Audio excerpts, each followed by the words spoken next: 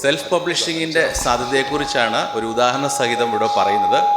എല്ലാവരും പുസ്തകങ്ങൾ പ്രസിദ്ധീകരിച്ച് കാണാൻ വളരെ ആഗ്രഹമുള്ളവരാണ്. പക്ഷേ പല പല പ്രതിബന്ധങ്ങൾ കൊണ്ടത് സാധിക്കുന്നില്ല. ഞങ്ങൾ MG മഹാത്മാഗാന്ധി യൂണിവേഴ്സിറ്റി ലൈബ്രറിയിൽ 2020 അന്താരാഷ്ട്ര വനിതാ ദിനാചരണത്തോടനുബന്ധിച്ച് പ്രബന്ധങ്ങൾ ക്ഷണിക്കുകയും അതിനെ സെൽഫ് പബ്ലിഷിങ്ങിൻ്റെ വിവിധ ടൂൾസ് ഉപയോഗിച്ച് ഒരു പുസ്തക രൂപത്തിൽ പ്രസിദ്ധീകരിക്കുകയും ചെയ്തു. അതിൻ്റെ വിവിധ ഘട്ടങ്ങൾ നിങ്ങളെ പരിചയപ്പെടുത്തുകയാണ് പ്രധാന ഉദ്ദേശം. നമ്മളെല്ലാവരും തന്നെ ട്രഡീഷണൽ പബ്ലിഷേഴ്സ് പബ്ലിഷ് ചെയ്യാനാണ് താല്പര്യപ്പെടുന്നത്. അതിൻ്റെതായ ഗുണങ്ങളും ദോഷങ്ങളുമുണ്ട്. പ്രധാന ഗുണങ്ങൾ ഒരു ബ്രാൻഡ് നെയിമിൽ പബ്ലിഷ് ചെയ്യാൻ പറ്റുന്നതാണ്. വളരെ പ്രൊഫഷണൽ ആയിട്ടുള്ള സമീപനമാണ് അവർ പബ്ലിഷിങ്ങിൽ ഫോളോ ചെയ്യുന്നത്. നമ്മൾ മാനുസ്ക്രിപ്റ്റ് തയ്യാറാക്കി കൊടുത്താൽ മാത്രം മതി, ബാക്കി എല്ലാ കാര്യങ്ങളും അവർ ചെയ്തുകൊള്ളും. ഓതർമാരെല്ലാം തന്നെ സാങ്കേതികമായ സ്കില്ലുകളുള്ളവരല്ല. പക്ഷേ അതിൻ്റെ ഒരുപാട് പ്രശ്നങ്ങളുണ്ട്. പുതിയ എഴുത്തുകാരെ ഒന്നും തന്നെ പരമ്പരാഗത പബ്ലിഷർമാർ അവരുടെ മാനുസ്ക്രിപ്റ്റ് സ്വീകരിക്കാറില്ല, അവരുടെ പുസ്തകങ്ങൾ പ്രസിദ്ധീകരിക്കാൻ എടുക്കാറില്ല. ഒരുപാട് സമയം എടുക്കാറുണ്ട്. 3 മുതൽ 24 മാസം വരെ സമയമെടുക്കും. ആ സമയം കൊണ്ട് ഈ വിഷയം ഔട്ട്ഡേറ്റ് ആകുന്ന രീതികളുണ്ട്. ഇതിൻ്റെ റിവ്യൂ പ്രോസസ്സും ഒരുപാട് സമയമെടുക്കും. പിന്നെ അഡ്വാൻസായിട്ട് നമ്മൾ പൈസ കൊടുക്കേണ്ട ഒരിതുണ്ട്. പല എഴുത്തുകാർക്കും അത്രയും പണം താങ്ങാൻ പറ്റുന്നതല്ല. അതുപോലെ റോയൽറ്റിയൊക്കെ വളരെ തുച്ഛമായിരിക്കും. നിങ്ങളുടെ കോപ്പിറൈറ്റ് അവർക്ക് കൈമാറിയതിന് ശേഷം മാത്രമേ അത് പ്രസിദ്ധീകരിക്കുകയുള്ളൂ. എഴുത്തുകാരന് യാതൊരു വിലയില്ലാത്തൊരു രീതിയിലേക്ക് മാറും. സെൽഫ് പബ്ലിഷിംഗ് എന്ന് പറഞ്ഞു കഴിഞ്ഞാൽ ഓതർ എല്ലാ ഉത്തരവാദിത്തങ്ങളും ഏറ്റെടുത്തുകൊണ്ട് പബ്ലിഷിങ്ങിൻ്റെ എല്ലാ വശങ്ങളും തനിയെ കൈകാര്യം ചെയ്യുന്നു. അദ്ദേഹം പുസ്തകം എഴുതുന്നു, ഇഷ്ടപ്പെട്ട ആളെ കൊണ്ട് റിവ്യൂ ചെയ്യിക്കുന്നു, സ്വന്തമായിട്ട് പബ്ലിഷ് ചെയ്യുന്നു, മാർക്കറ്റിംഗ് നടത്തുന്നു, വിൽക്കുന്നു. അതിന് സഹായകമാകുന്ന ധാരാളം പ്ലാറ്റ്ഫോമുകൾ ഇന്ന് നിലവിലുണ്ട്. എന്തൊക്കെയാണ് ഇതിൻ്റെ വേരിയസ് അപ്രോച്ചസ് എന്ന് പറഞ്ഞാൽ, ഇന്നത്തെ കാലത്ത് അറിയാം, ആമസോൺ, കിൻഡിൽ, അങ്ങനെ ഒരുപാട് പബ്ലിഷിംഗ് പ്ലാറ്റ്ഫോംസ് ഉണ്ട്. ഇവരാരും പബ്ലിഷറല്ല. ഇവർ നിങ്ങളുടെ പുസ്തകം ബുക്കായിട്ടും പേപ്പർ ബാക്കായിട്ടും ഈ 2 രൂപത്തിലും പബ്ലിഷ് ചെയ്യാൻ സഹായിക്കും.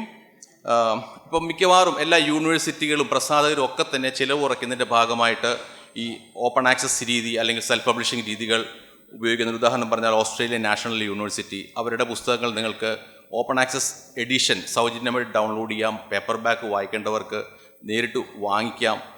അവിടെ ഉപയോഗിക്കുന്നത് പ്രിൻ്റ് ഓൺ ഡിമാൻഡ് എന്നൊരു സംവിധാനമാണ്. ഒരു ചെറിയൊരു പ്രസ്സിൻ്റെ സെറ്റപ്പാണ്. ആരെങ്കിലും ഒരു ബുക്കിന് ഓർഡർ കൊടുത്തു കഴിഞ്ഞാൽ ആ ഒരു കോപ്പി മാത്രം അച്ചടിച്ച് കിട്ടുന്നു. അഡ്വാൻസായിട്ട് 100-500 കോപ്പി അച്ചടിച്ച് ഷെൽഫിൽ സൂക്ഷിക്കേണ്ടി വരുന്നില്ല. മിക്ക പ്രസാധകരും ഇതിനുള്ള ചെലവാണ് മുന്നേ അഡ്വാൻസ് തുകയായിട്ട് കൊടുക്കുന്നത്. കുറച്ച് പുസ്തകങ്ങൾ വിറ്റുപോകും, ബാക്കി ഷെൽഫിലിരിക്കും. ആ ഒരു അവസ്ഥ ഒഴിവാക്കാൻ ഈ പ്രിൻ്റ് ഓൺ ഡിമാൻഡ് സംവിധാനം ഉപയോഗിക്കാൻ പറ്റും. അതുപോലെ റോയൽറ്റിയുടെ കാര്യങ്ങൾ ഓതറിന് തന്നെ ഇത്തരം കാര്യങ്ങൾ നേരിട്ട് കൺട്രോൾ ചെയ്യാം. അവർക്കൊരു ഡാഷ്ബോർഡ് ലഭിക്കുന്നു. അവരുടെ പുസ്തകങ്ങൾ എത്ര വിറ്റ് പോകുന്നുള്ള കണക്ക്. ഒരു പുസ്തകം വിറ്റ് കഴിഞ്ഞാൽ 7 ദിവസത്തിനകം റോയൽറ്റി അവരുടെ ബാങ്ക് അക്കൗണ്ടിലേക്ക് കൈമാറുന്നു. ഇതാണ് സെൽഫ് പബ്ലിഷിംഗ് പ്ലാറ്റ്ഫോമുകളെല്ലാം തന്നെ പിന്തുടരുന്ന രീതി. ഇനി ഞങ്ങൾ ആ ഒരു പബ്ലിഷിംഗ് പ്രോസസ്സ് എങ്ങനെയാണ് നടത്തിയത് ഇതിലേക്ക് വരാം. ഞങ്ങളുടെ പുസ്തകം ഓപ്പൺ ആക്സസ് എഡിഷനായിട്ടും പേപ്പർ ബാക്ക് എഡിഷനായിട്ടും ഞങ്ങൾ പ്രസിദ്ധീകരിച്ചു. അതിൻ്റെ ആദ്യത്തെ ഘട്ടം മാനുസ്ക്രിപ്റ്റ് പ്രിപ്പറേഷനായിരുന്നു. എല്ലാ ലേഖനങ്ങളും സ്വീകരിച്ചു. അതിനുശേഷം ഞങ്ങളിതൊരു ഗൂഗിൾ ഡോക്കിലിട്ട് എല്ലാവർക്കും ഷെയർ ചെയ്തു. അവർക്ക് വേണ്ട എവിടേക്കാണ് തിരുത്തലുകൾ വേണ്ടതെന്നുള്ളത് പറഞ്ഞു കൊടുത്തു. അങ്ങനെ ഒരു കൊളാബറേറ്റീവായിട്ടുള്ള പ്ലാറ്റ്ഫോമാണ് യൂസ് ചെയ്തത്. ഗൂഗിൾ ഡോക്ക് എല്ലാവർക്കും പരിചയമുണ്ടാവും. നമ്മളുടെ മാനുസ്ക്രിപ്റ്റ് പ്രിപ്പയറിന് ഏറ്റവും നല്ലതാണ്. നിങ്ങൾക്ക് ഏതാണോ കംഫർട്ടോ അത് ഉപയോഗിക്കാം. ലിബ്രെ ഓഫീസ് ഉപയോഗിക്കാം, MS ഓഫീസ് ഉപയോഗിക്കാം.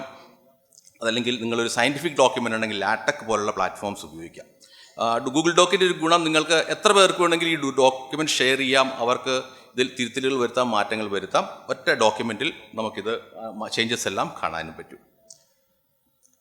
അതിനുശേഷം ഞങ്ങൾ ഉപയോഗിച്ചത് സ്ക്രൈബസ് എന്നൊരു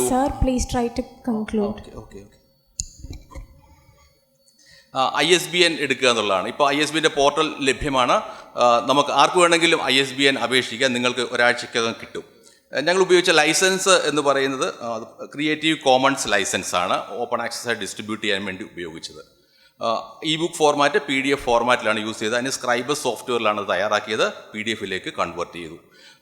അതിനുശേഷം pothi.com എന്ന ഒരു പബ്ലിഷിംഗ് പ്ലാറ്റ്ഫോമാണ് യൂസ് ചെയ്തത്. അതിലേക്ക് കവർ പേജും മറ്റു കാര്യങ്ങളും തയ്യാറാക്കി അപ്ലോഡ് ചെയ്തു. ഇതിൻ്റെ ഒരു കൺക്ലൂഷൻ, അത്യാവശ്യം നിങ്ങൾക്കൊരു വേർഡ് പ്രോസസ്സർ മാനേജ് ചെയ്യാൻ പറ്റുമെങ്കിൽ വളരെ ഈസി ആയിട്ട് നിങ്ങളുടെ പുസ്തക പ്രസിദ്ധീകരണത്തിൻ്റെ ഏത് വശങ്ങളും തനിയെ കൈകാര്യം ചെയ്യാൻ പറ്റും. നമുക്ക് ഒരു ഓതറിൻ്റെ ഫുൾ കൺട്രോളിൽ ഇത് കൈകാര്യം ചെയ്യാൻ പറ്റും. വ്യക്തികൾക്കും സ്ഥാപനങ്ങൾക്കും എല്ലാവർക്കും തന്നെ ഈ ഒരു പബ്ലിഷറിനെ ആശ്രയിക്കാതെ തന്നെ സ്വന്തമായിട്ട് പബ്ലിഷ് ചെയ്യാൻ പറ്റും. മിക്കവാറും നമ്മുടെ ഗ്രന്ഥശാലകൾ നമ്മുടെ നാട്ടിൽ എത്രയോ ആൾക്കാർ എഴുതുന്നവരുണ്ട്, അവർക്കെല്ലാവർക്കും പബ്ലിഷ് ചെയ്യാൻ ആഗ്രഹമുണ്ട്, അവസരങ്ങളില്ല.